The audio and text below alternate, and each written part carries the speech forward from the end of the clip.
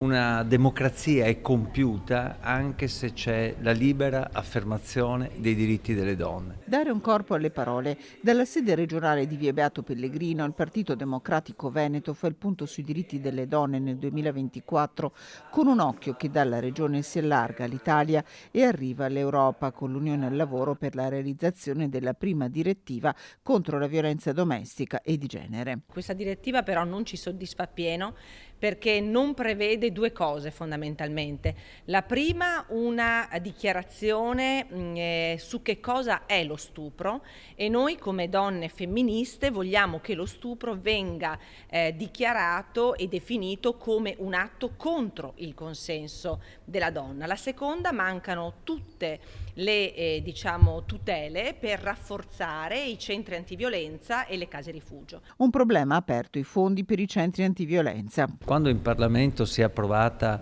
la normativa relativa al femminicidio dopo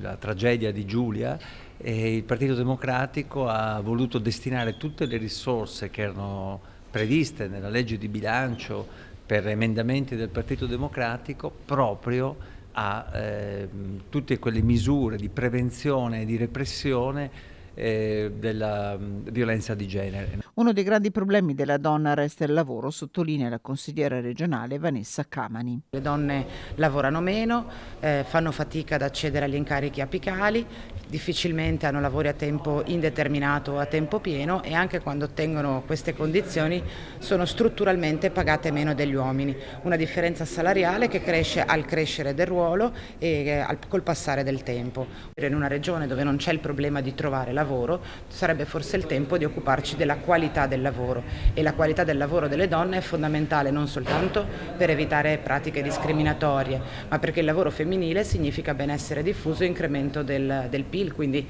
anche per ragioni di necessità e di opportunità economica.